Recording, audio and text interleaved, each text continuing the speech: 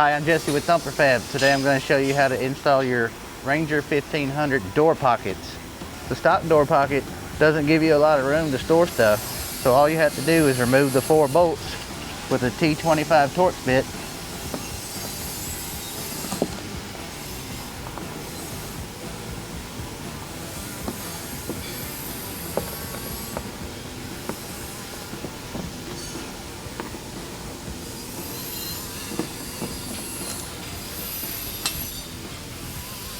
Then using the same hardware, slide your tabs in and start your screws. Now all you gotta do is finish tightening them and you're ready to go.